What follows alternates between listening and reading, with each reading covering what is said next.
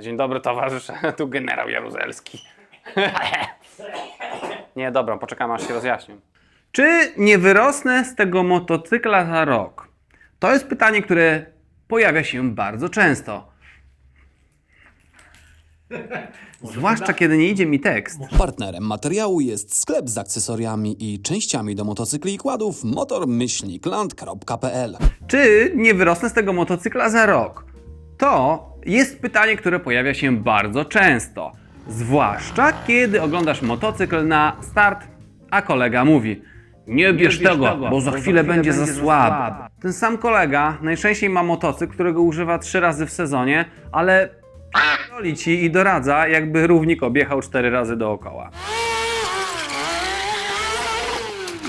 Zajebisty jesteś. Bo z motocyklami jest jak z butami. Możesz kupić od razu większe, na zapas, tylko potem jedziesz kwadratowo, po zakrętach, potykasz się o własne ambicje i wszyscy widzą, że to nie był genialny plan. Z motocyklem jest podobnie. Możesz kupić coś większego, mocniejszego i groźniejszego, bo boisz się, że z mniejszego szybko wyrośniesz.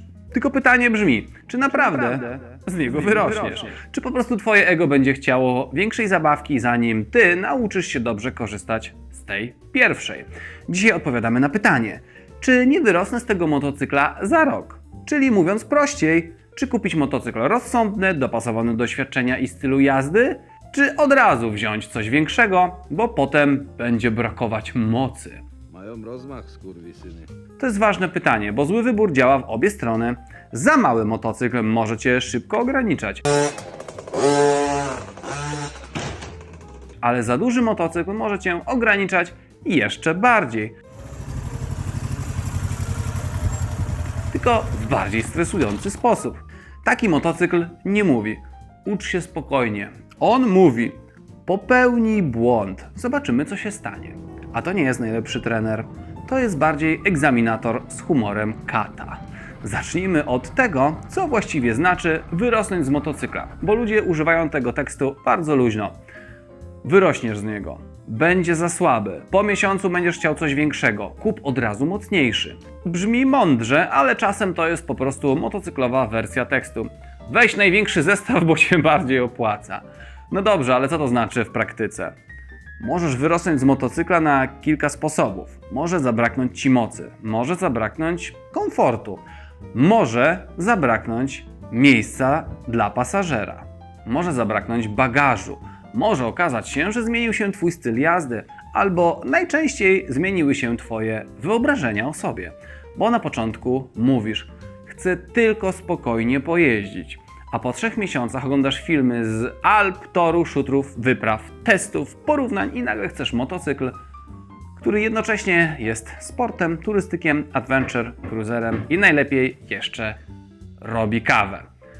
Pierwsza rzecz. Moc to nie wszystko. Początkujący bardzo często pyta: ile to ma koni? A powinien zapytać: czy ja umiem tym dobrze jeździć? Bo konie mechaniczne są fajne. Konie mechaniczne robią wrażenie. Konie mechaniczne świetnie wyglądają w rozmowie przy kawie, ale na drodze to nie końmi się jeździ. Jeździ się techniką, patrzeniem, hamowaniem, pracą gazem, balansem, płynnością, przewidywaniem, czytaniem ruchu i spokojem w głowie, gdy ktoś przed tobą postanawia skręcić bez kierunkowskazu, bo najwyraźniej trzyma kierunkowskazy na specjalne okazje. Kierowcy BMW. Motocykl z mniejszą mocą może nauczyć cię więcej niż mocny sprzęt, którego się boisz, bo na mniejszym motocyklu łatwiej ćwiczyć, łatwiej popełniać małe błędy, łatwiej zrozumieć, jak motocykl reaguje, łatwiej zbudować pewność. A pewność to nie jest to samo, co kozaczenie. Pewność to sytuacja, w której ty prowadzisz motocykl, a nie motocykl prowadzi ciebie, portfel i twoje ciśnienie krwi. Druga rzecz. Pierwszy motocykl ma cię uczyć, a nie udowadniać światu, że jesteś bohaterem plakatu. Pierwszy motocykl to często nauczyciel. Taki trochę cierpliwy instruktor, który trochę taki jest jak sparring partner, trochę terapeuta. Masz na nim nauczyć się ruszać, hamować, skręcać, manewrować, parkować, zawracać, jeździć w korku, jeździć w deszczu, jeździć z pasażerem albo odkryć, że pasażer na razie to jednak nie. Masz nauczyć się, co lubisz. Bo przed zakupem możesz myśleć, że będziesz robić długie trasy, a potem okazuje się, że najbardziej lubisz szybkie wypady za miasto i kawę 40 km od domu. Możesz myśleć, że chcesz sporta, a potem po godzinie jazdy twoje nadgarstki piszą pozew. Możesz myśleć, że chcesz wielkiego adventure, a potem przy pierwszym manewrze na parkingu odkrywasz, że przygoda zaczyna się nie w Mongolii, tylko przy krawężniku pod sklepem. Pierwszy motocykl pomaga Ci poznać siebie, a to jest coś, czego nie da Ci katalog. Katalog pokaże piękne zdjęcie, motocykl pokaże Ci prawdę. Trzecią rzecz, czy mniejszy motocykl naprawdę szybko się nudzi? To zależy. Jeżeli kupujesz motocykl bardzo słaby, a planujesz trasę, jazdę z pasażerem, wyprzedzanie, obwodnice i dalsze wypady, to tak, możesz szybko poczuć ograniczenia. Mały motocykl jest świetny tam, gdzie pasuje.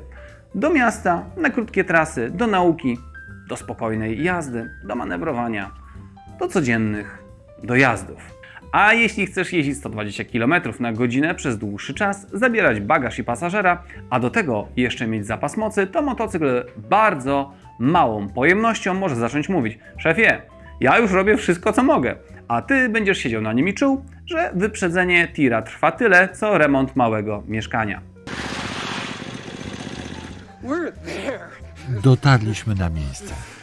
Wtedy faktycznie można z niego wyrosnąć, ale to nie znaczy, że każdy rozsądny motocykl na start jest zły. To znaczy, że trzeba go dobrać do realnych tras. Nie do opinii kolegi, który twierdzi, że wszystko poniżej litra to hulajnoga z lusterkami. Czwarta rzecz. Za mocny motocykl też potrafi się znudzić. To brzmi dziwnie, ale tak. Możesz kupić mocny motocykl, nie mieć z niego frajdy. Dlaczego? Bo się go boisz.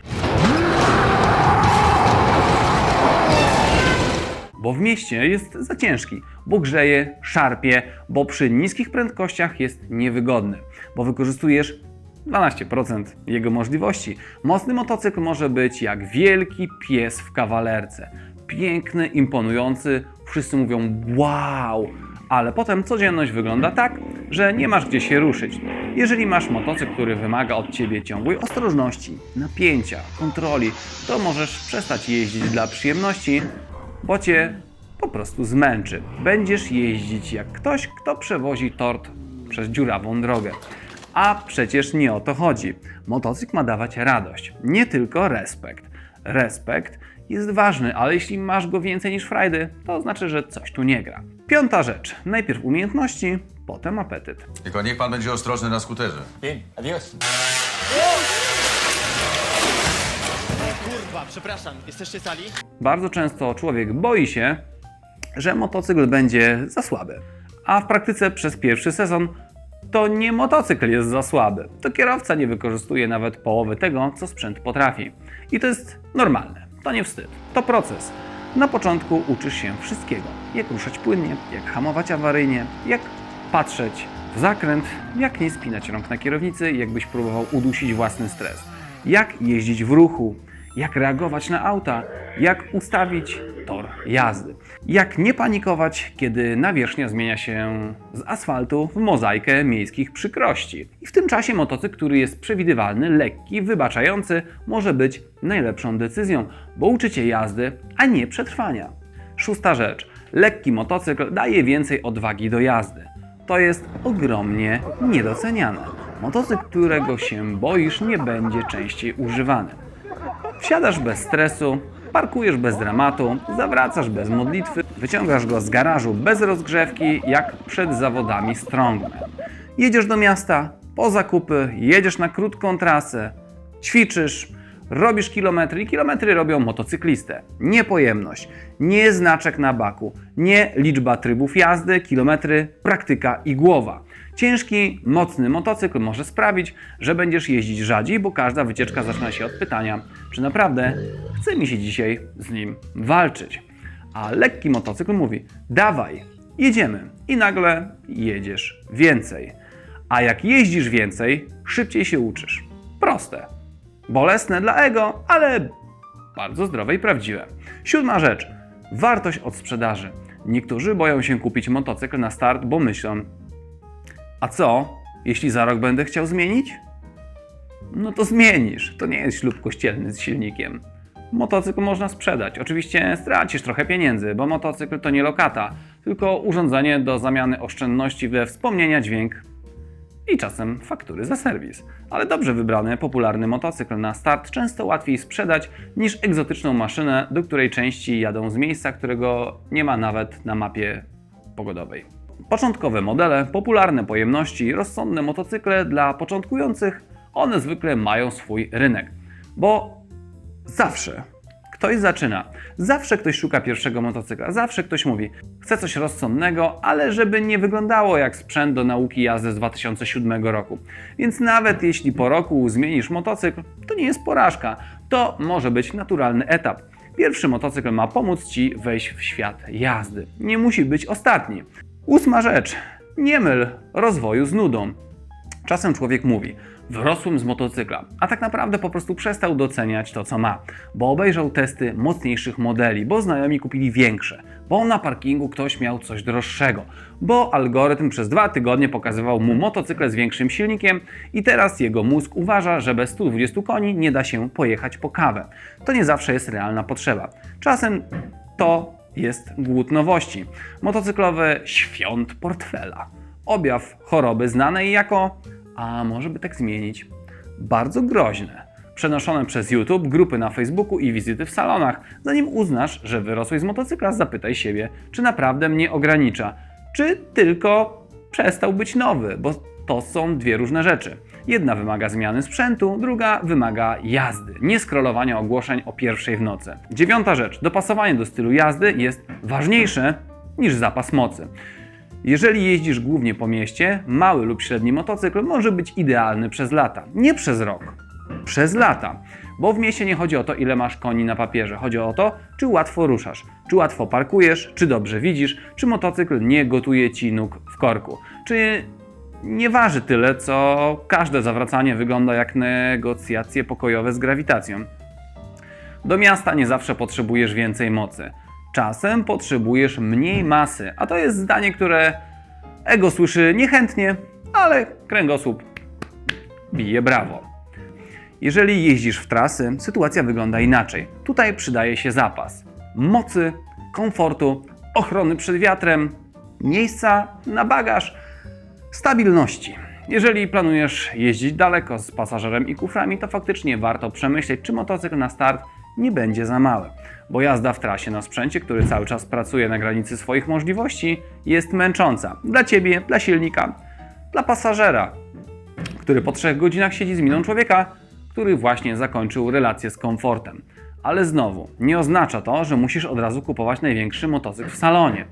Oznacza to, że musisz kupić taki, który pasuje do tras, nie do kompleksów. Dlatego usiądź, przymierz się, najlepiej przejedź, bo internet nie zna długości Twoich nóg. I całe szczęście. Emocje po zakupie mijają, a użyteczność zostaje. Na początku każdy motocykl jest ekscytujący, nawet mały, nawet spokojny, nawet taki, o którym kolega mówi, to na chwilę. Pierwsze tygodnie to euforia.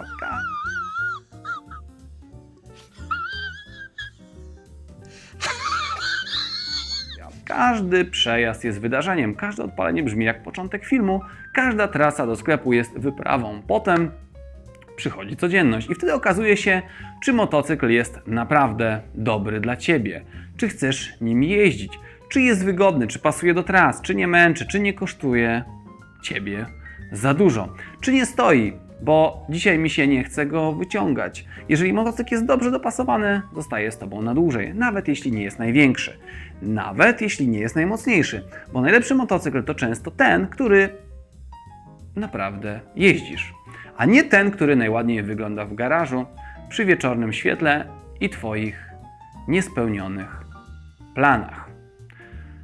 I w mojej ocenie najważniejsza rzecz, jeżeli po czasie cały czas zsiadasz z niego i po zrobieniu kilku kroków oglądasz się, czy on naprawdę tam jest, to znaczy, że kochasz go nawet kilka lat po zakupie.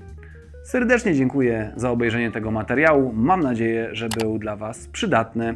Serdecznie zapraszam również do obejrzenia innych materiałów na tym kanale i do zobaczenia w następnym filmie.